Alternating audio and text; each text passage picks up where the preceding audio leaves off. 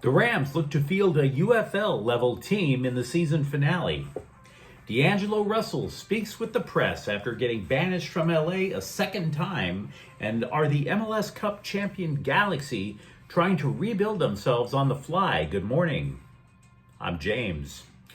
This is your daily dose of sports and snark for the greatest sports city in the world, Los Angeles. This is the faithful Angelenos morning report. It is January 2nd, 2025. I am still in Portland. You'll have to excuse me. I'm a little tired from doing about 5,000 cartwheels while watching Oregon get the hell beaten out of them in the Rose Bowl yesterday. Lovely time to be alive.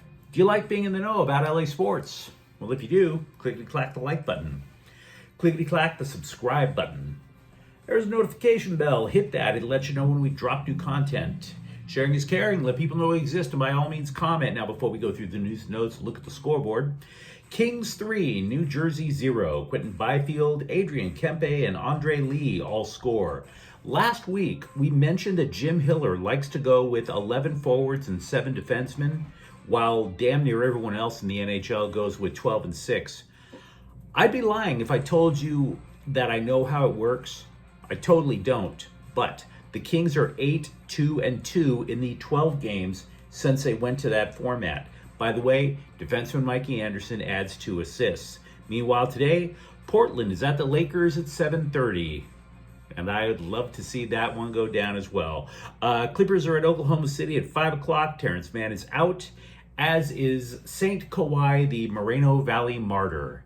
Now, what do you say we get to the news?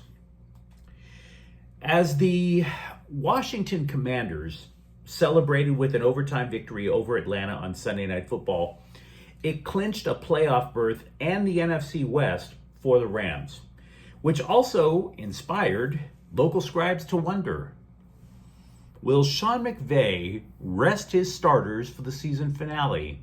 And I'm sitting there reading this thinking, you short attention span having mouth breathers, do you not remember last year?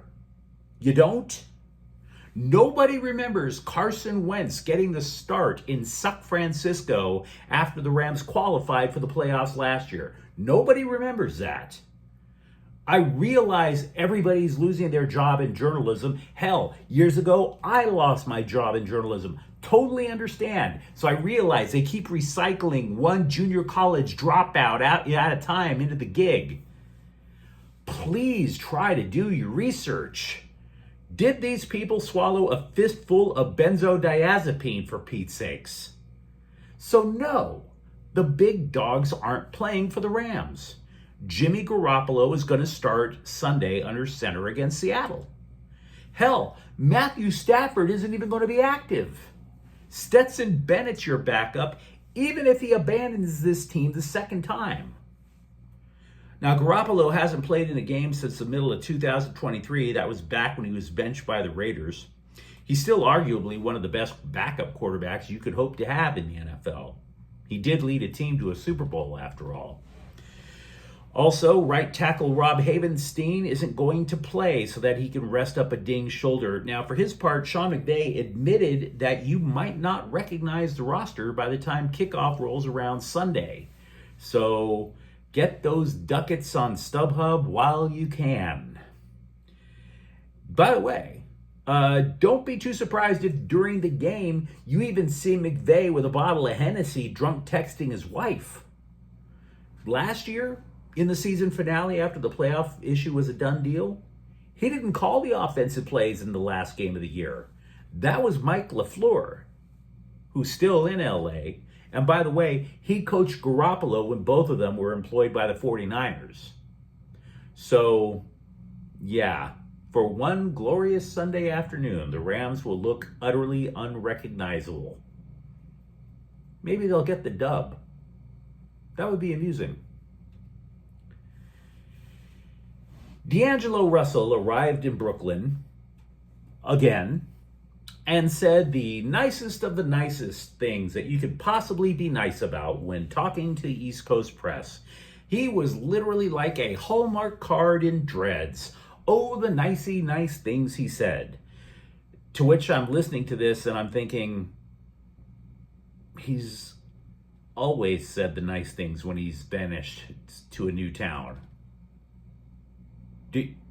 Always. And I don't really blame him for saying these nice things whenever he goes to a new town. Do you ever open a job interview saying, you know what, thanks for the question. In 5 years, I imagine myself being your company's most notorious office politician. Do you ever say that? Thank you for the job. By the way, would you like to confess cheating on your wife on my smartphone, please? I'm trying to rebuild my social media brand. Seriously, if you've ever been asked by your employer, why did you get fired from your last job? Do you say the following, quote, honestly, as soon as I left, I understood the business of it because I was going somewhere that had laid out an opportunity as well. So it was no spite, no hard feelings there, nothing to really get over, unquote. Does that sound like something that people say when they get fired? Because that's exactly what D'Angelo Russell told the scribes, word for word. Also with the Lakers, I want to give you guys a little opinion about that trade that might be completely wrong. Okay, let's be honest about it, might be wrong. I don't issue hot takes and then never apologize. But if you remember yesterday, we were talking about how JJ Redick was totally living in denial, right? Hey, we don't need Dorian Finney-Smith in the starting lineup. Why would we? The future's Max Christie. Oh my God, the places he will go.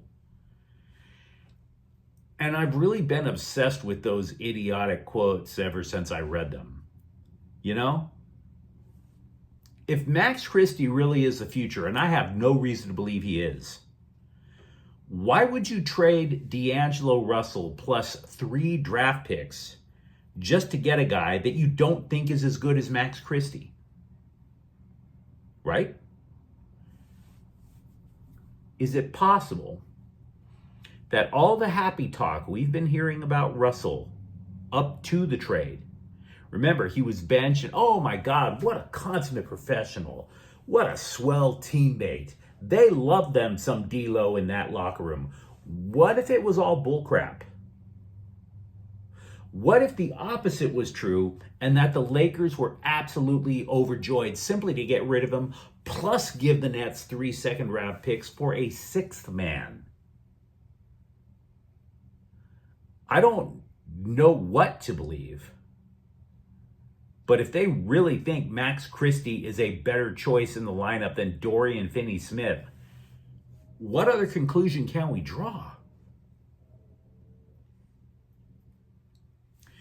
Are the MLS Cup champion Galaxy making $1 million moves? I can't stress to you enough how much I distrust the foreign soccer press, but the Galaxy have allegedly cut a $4 million check to Brazilian club Estrela de Amadora for a midfielder named Igor Jesus. Now, the holdup here is that the player has to approve the deal in order for any of this to go down. And I always try to be honest with you guys. I would be lying if I told you I had an encyclopedic knowledge of Brazilian club soccer. I'm just looking forward to meeting a guy named Igor. I'll turn 57 this month. I've never met an Igor. But should the deal go down, it does raise a bunch of interesting questions to me.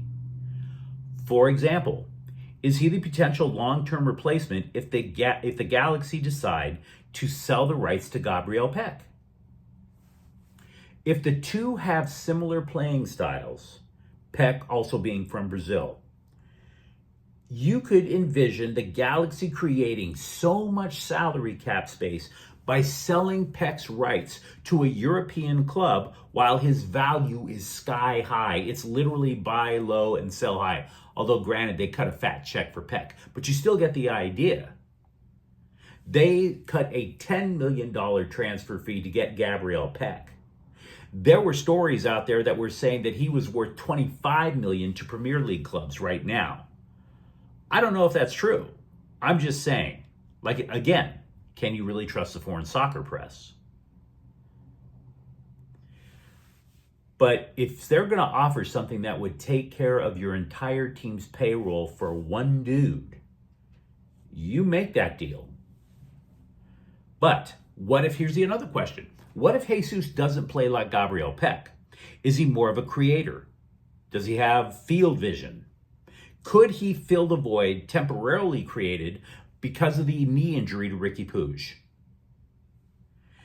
There are all kinds of questions that are rising up out of this potential deal. Also, there are multiple stories about a near agreement with a Danish defenseman. But again, I don't trust the soccer press. They're saying they're in talks. So I'm not going to give names, because if I did something like that, I'd be just throwing out random names for no reason. Until money changes hands, I'd prefer to keep my yap shut.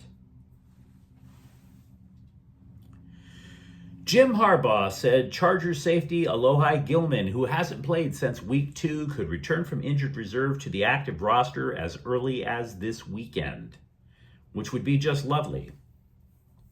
We've also heard of the progress by rookie receiver Ladd McConkey with the Chargers over the course of the year. Cool, right? Because damn near everybody else on that roster, it looks like they're trying to catch with pickleball paddles. I've never seen such a bunch of uncoordinated wide receivers. So for Justin Herbert to put up the numbers that he's put up over the last couple of weeks, he needed more than just one guy who had fingers, okay? Because it sure as hell wasn't going to be Quentin Johnston or DJ Chark. The LA Daily News has noted that Darius Davis has caught touchdown passes in each of the last 2 weeks. He's also been an option on jet sweeps. Said Davis, quote, "I'm getting more and more into the playbook and making sure I know what my assignment is. I want to be that spark. Every time I step on the field, I'm thinking about scoring a touchdown." But you let me know what you think in the comments thread. Are you going to take Sunday off if the Rams decide to throw out a bunch of second and third stringers for the season finale? For that matter, what you think about my goofball little thoughts about whether or not Max Christie actually is better than Dorian Finney-Smith? And if you enjoyed the content, don't forget to subscribe to Faithful Angelenos. We talk LA sports every single day here. Thank you for watching. I'm James. We'll be back tomorrow. Faithful Angelenos is a Kian Cortel Queso production. Take care.